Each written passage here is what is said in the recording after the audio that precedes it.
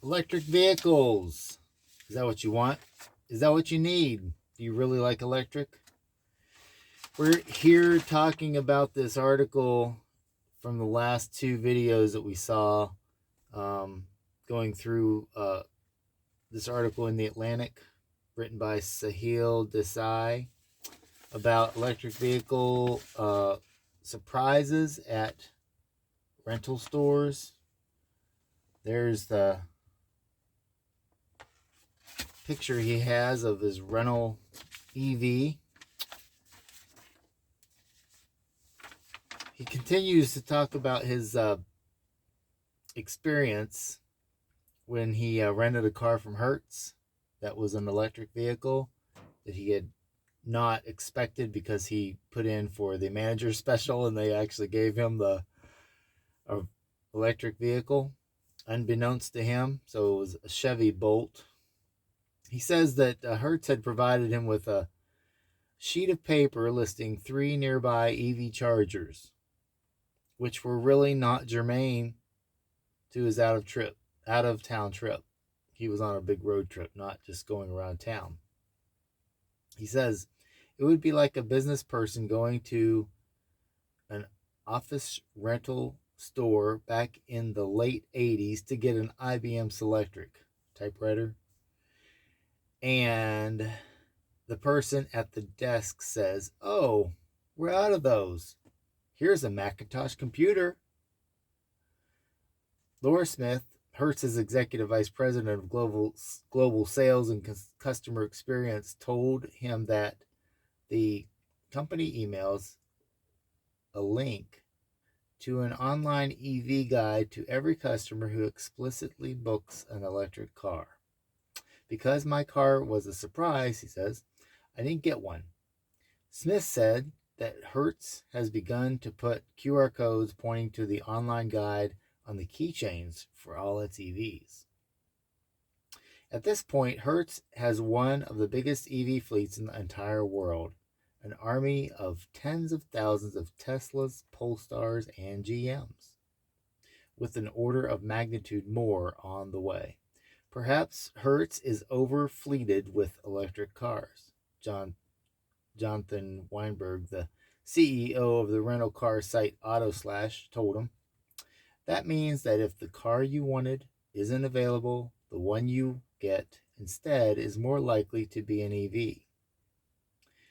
Perusing Hertz's website suggests that EVs may indeed be overstocked across the country. The 3 cheapest rental car options I could find for this weekend at New York's JFK Airport are all EVs. At LAX, the cheapest EV will run you $40 a day, compared with $88 a day for the manager special. And at Midway in Chicago, the only available cars are all EVs. Other rental car juggernauts aren't at Hertz's numbers yet. Both Avis and Enterprise offer EVs, but in nowhere near the same numbers, and mostly as luxury cars. Quote, we will not introduce large numbers of EVs into our fleet until we have clarity that the customer's experience meets our standards. Lisa Martini, a spokesperson for Enterprise Holdings, which owns Enterprise, National, and Alamo, wrote in an email. Expect that to change, and quickly car rental companies buy something like 1/10 of all new cars in America. 10%, that's pretty. And EVs are tempting options. Sharky Liguana, the president of the American Rental Car Association, told him they are far easier to maintain than conventional cars, containing a tiny fraction of the moving parts. EVs also seem to hold their value, a major factor considering that rental car companies tend to sell off their cars after a year or two. I just can't see us waiting until the last minute and then pulling the trigger on the EV transition, Laguna said. I think that we would want to be way ahead of it. The auto industry seems to think that the turn toward EV rentals will help convince people that gas is not the future and prevent them from buying cars that may be spewing carbon for the next decade plus. After all, what is a car rental if not a very long test drive? Hertz suggested that its own embrace of EVs represents, quote, a critical step toward adoption. Similarly, the CEO of GM recently called its partnership with Hertz a, quote, huge step forward for emissions reduction and EV adoption that will help create thousands of new EV customers for GM. But for that to be true, renting an EV has to be a good experience, not a last minute surprise that upends your whole trip. It could have been that way for me, he says. Heading out of the Hertz garage for the first time, I weaved through New York traffic and was spit out of the Holland Tunnel in New Jersey. Slowly, the initial EV shock turned into the bliss of clicking on cruise control on a traffic-free highway. The Chevy Bolt was a zippy little engine, or has a zippy little engine, that could. A car that's screaming boring Prius, but had the acceleration and torque more reminiscent of a Porsche. Not even an hour later, though, somewhere on I-80, a ding erupted from the dashboard. Only 20 minutes left on the charge. So much for that. So that was by Sahil Desai. He's a senior associate editor of The Atlantic. And that is the final chapter in that article, but it goes along with our last series of videos where we've been talking about electric vehicles and whether America's ready for those. Obviously, they're talking about drivers being ready to drive electric vehicles, which I don't think that's going to be a huge problem because it'll just take a little bit of changes to how they drive a car, which cars are always changing, every decade anyway.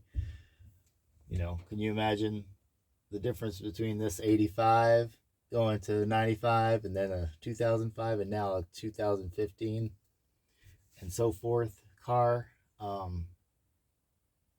There's been quite a few changes even in regular cars that have internal combustion engines and typical driving experience. I mean, how many have this kind of a, gear selector now? Now you've got all kinds of different things going on, knobs and all kinds of different things. But so in reality, I don't think it's going to be hard to have people get used to electric vehicles.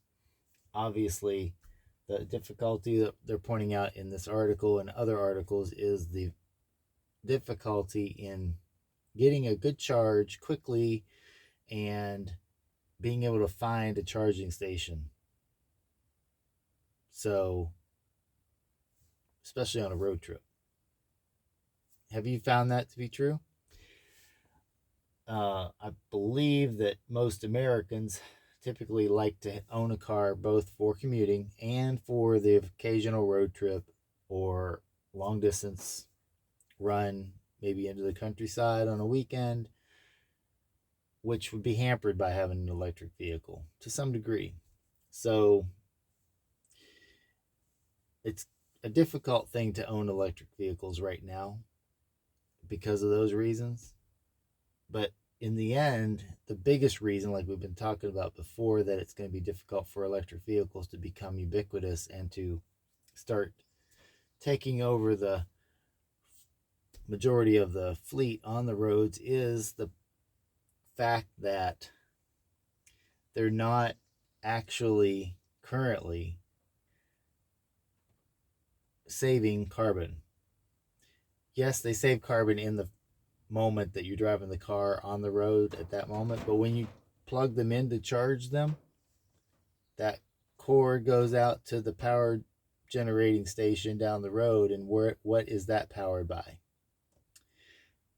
probably 80% chance it's going to be fossil fuel, and that's carbon. And that's not going to be carbon free or neutral or anything. So, not to mention all the carbon that's, fossil fuels that are going into, fabricating the batteries and the car and everything else that goes into that.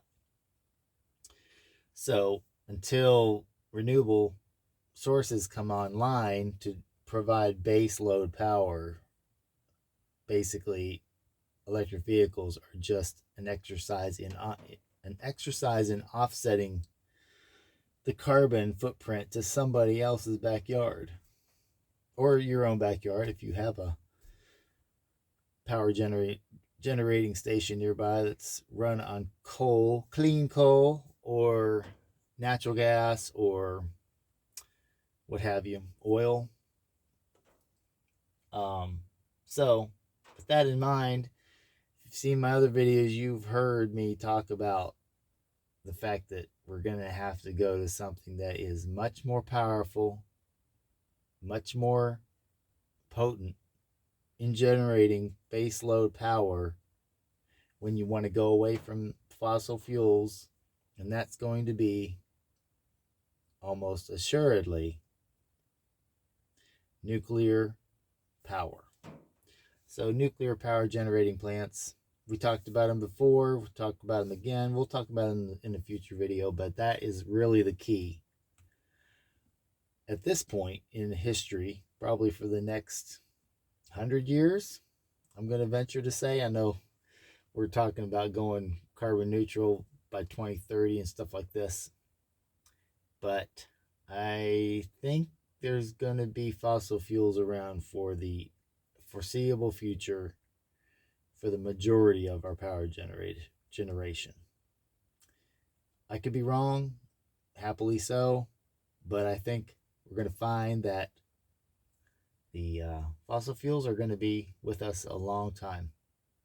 That being said, at this point in time, the best option, I think, to take advantage of all the technologies available in the automotive sense is the hybrid vehicles, because those have the best of all worlds currently. They have got the ability to fuel up fast, provide electric power when it's most efficient and most practical to use, don't have to be plugged in every time you go somewhere, can fill them up quickly, and also they actually also benefit from the regenerative braking and other things that save on fossil fuels and actually save on energy overall.